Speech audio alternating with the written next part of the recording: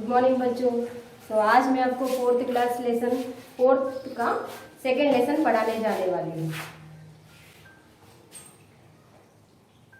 यह है सच का इनाम। तो ये हमारा पाठ का नाम है।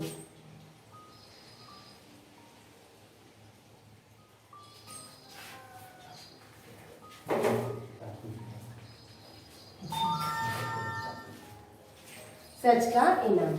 तो देखो सच का इनाम द वर्ड फॉर हॉनेस्टी।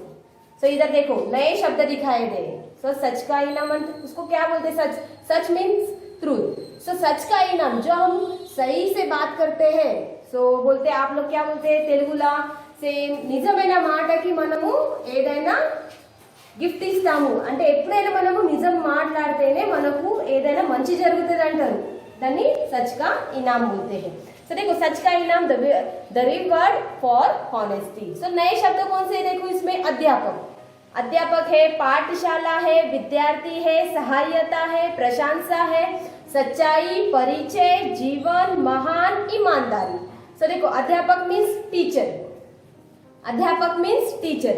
पाठशाला से स्कूल, विद्यार्थी स्टूडेंट्स, सहायता मीन्स हेल्प, प्रशंसा అంటే స్తుతి, సచ్చాయి से ట్రూత్, పరిచయం అంటే ఏంటిది? మనం ఇంకోతోటి పరిచయం చేస్తాము దాన్ని పరిచయం అంటారు। से జీవన్ అంటే లైఫ్, మహాన్ అంటే గ్రేట్, ఈమాన్దారి से నిజమైన మాటని ఈమాన్దారిగా మాట్లాడతాను అంటారు, దాన్ని ఈమాన్దారి అని అంటారు। तो देखो अध्यापक, पाठशाला, विद्यार्थी, सहायता, प्रशंसा, सच्चाई, परिचय, जीवन, महान, ईमानदारी। अध्यापक नए शब्द అంటే కొత్త వర్డ్స్ से अध्यापक, पाठशाला, विद्यार्थी, सहायता, प्रशंसा, सच्चाई, परिचय, जीवन, महान, ईमानदारी। सो अध्यापक मीन्स क्या बोलते हैं? सो टीचर। पाठशाला स्कूल, विद्यार्थी सो विद्यार्थी को बोलते हैं स्टूडेंट्स, सहायता हेल्प, प्रशंसा से स्तुति, సచ్చాయి ట్రూత్ से పరిచయం అంటే ఇంకోతోటి మనం పరిచయం చేసేటోళ్ళు ఏంటిది? దాన్ని పరిచయం చేయడం ఇంకోళ్ళు చేస్తారు से परिचय, जीवन लाइफ, महान ग्रेट, ईमानदारी सो सच्चाई। सो इसे ईमान बोलते हैं, उसको ईमानदारी भी कहते हैं। सो देखो ये हम आज पाठ पढ़ने जाने वाले हैं। तो सब लोग के पास आपके पास बुक है ना? 4th क्लास का। तो आप सब लोग अपना बुक्स निकाल कर आप मेरे साथ पढ़िए। तो देखो आज खाली हम पढ़ेंगे ये। तो बात उन दिनों की है जब गोपाल कृष्ण गोखले पाठशाला में पढ़ते थे। एक दिन उसके अध्यापक महोदय ने कक्षा के बच्चों को गणित के कुछ प्रश्न हल करने के लिए दिए। बालक गोपाल को उनमें से एक प्रश्न का उत्तर नहीं आता था, इसलिए उसने उच्च शिक्षा की एक विद्यार्थी की सहायता से उस प्रश्न को हल कर लिया। जब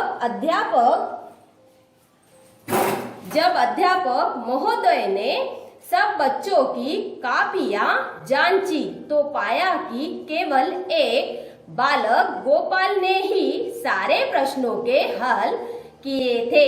अध्यापक महोदय कक्षा में गोपाल की प्रशंसा करने लगे और बाकी बच्चों को उसके जैसा ही बनने की सीख देने लगे। लेकिन यह क्या? बालक गोपाल एकदम उठ खड़ा हुआ और रोने लगा।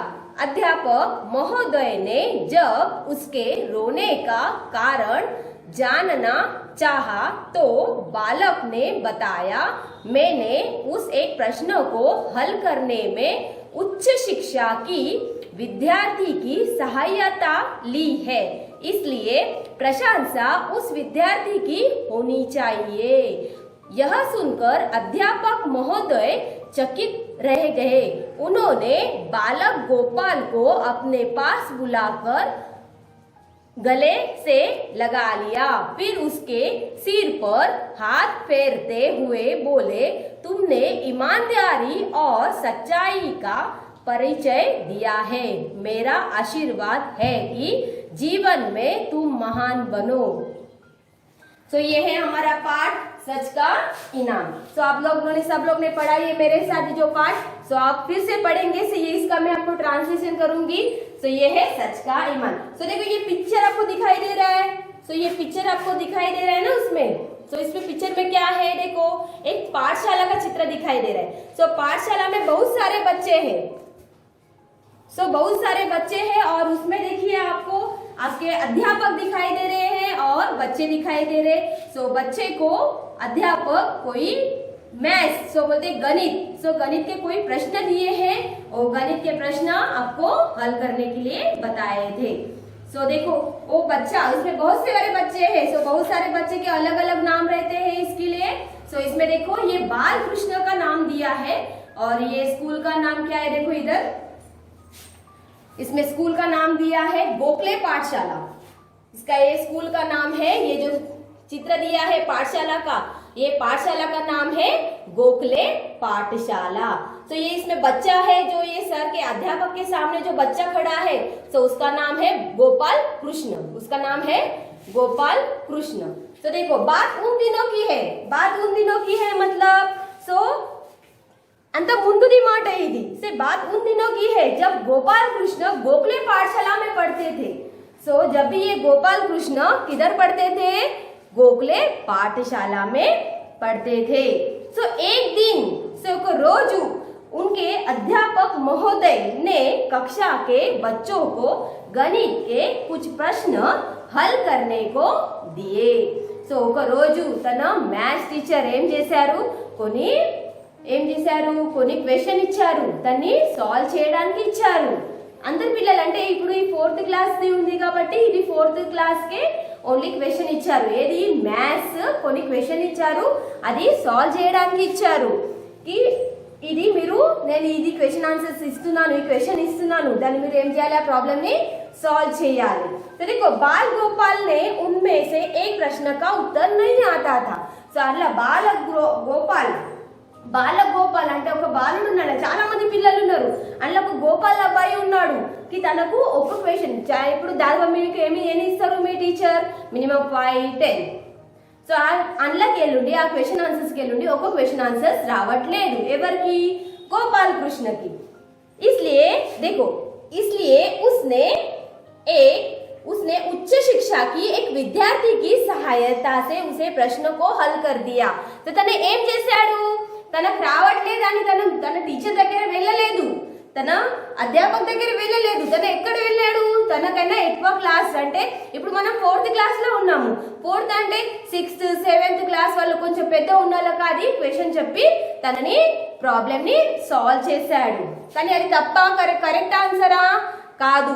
తనకు మనకు అర్థం కాకపోతే మనం ఎవరిని అడగాలి, టీచర్స్ ని అడగాలి, మన అధ్యాపకుని అడగాలి कि మనకి ఇది రావట్లేదు, ఇది నాకు రాలేదు, ఎందుకు కానీ నాకు అర్థం కాకపోతే నాకు రాలేదు అనంటే అది మళ్ళా చెప్పేది ప్రయత్నం చేసుకోవాలి, మళ్ళా మనం చూసుకోవాలి, కానీ ఇంకోళ్ళ దగ్గర తోటి రాపించుకోవద్దు, అడగొద్దు।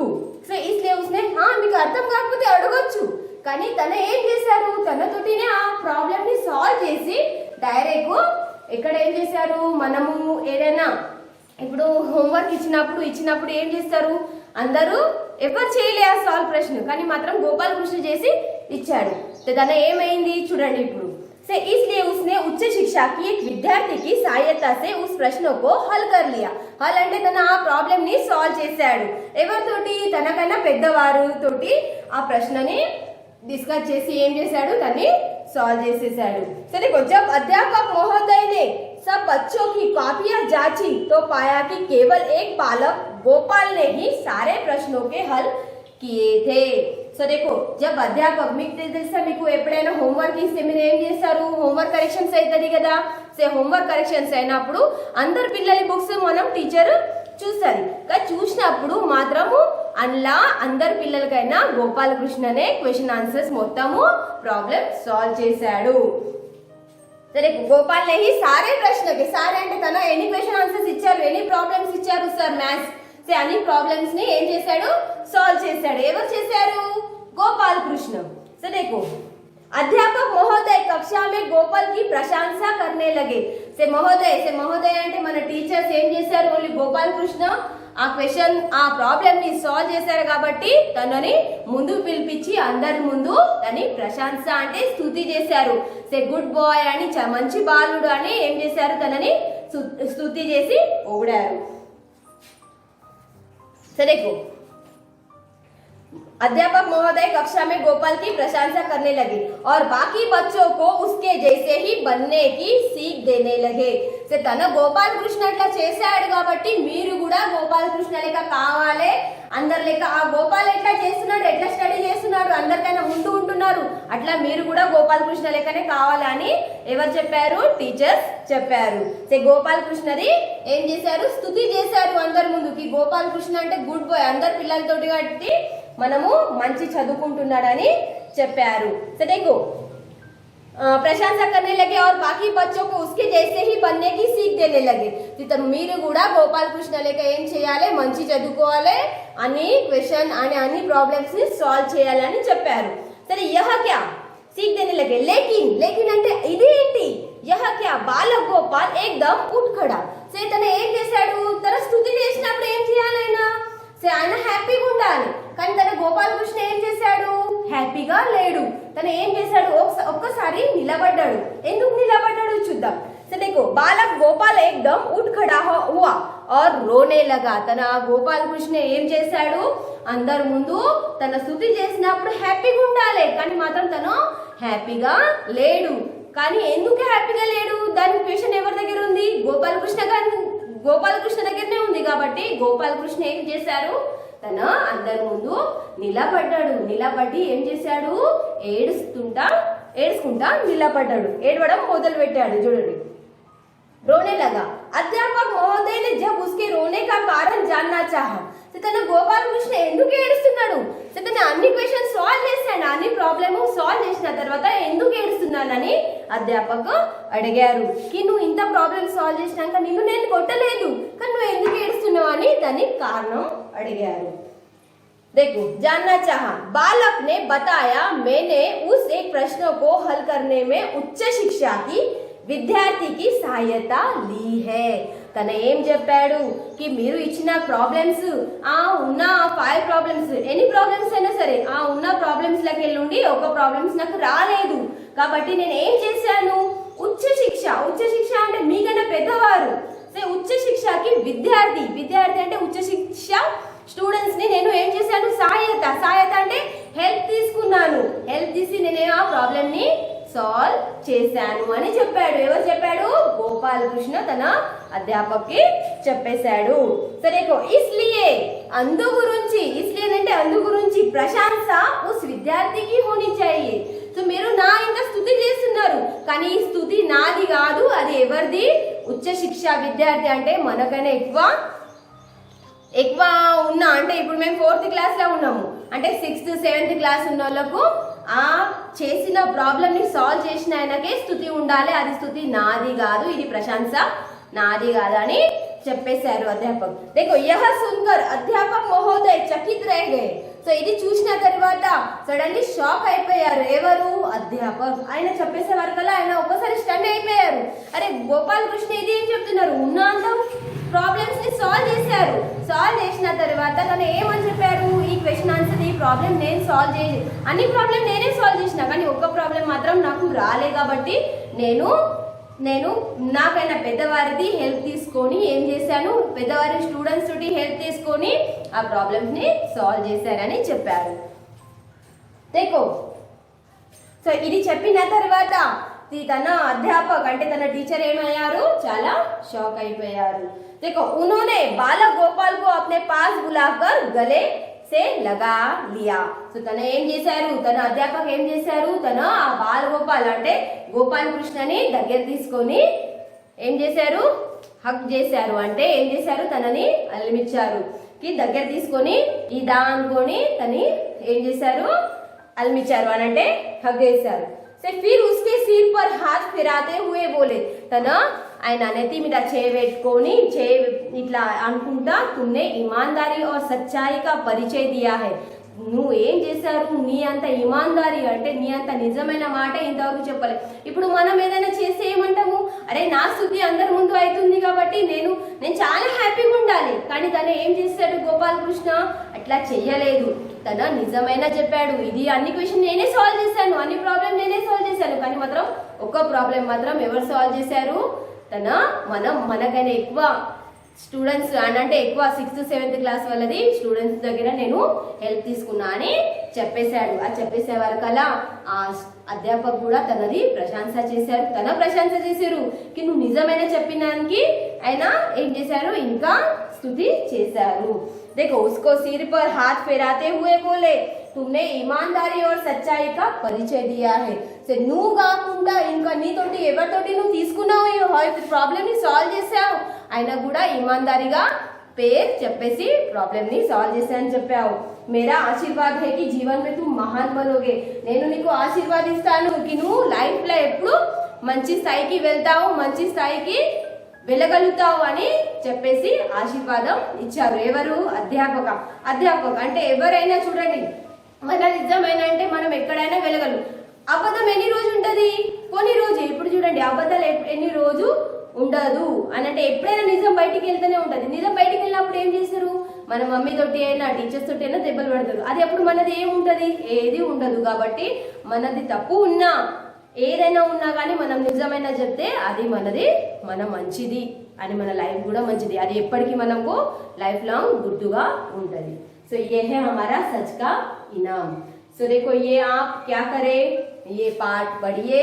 सो आपको मैंने दिया है, सबके पास बुक रहेगा, तो आप सब लोग पढ़िए और क्या कीजिए, ये पाठ पढ़कर इसका जो मीनिंग्स है, जो ये है नए शब्द, सो उसको जानिए और पाठ को पहचानिए. ये जो पाठ है ये किसके बारे में है उसके बारे में देखिए. So all of you, thank you Nana.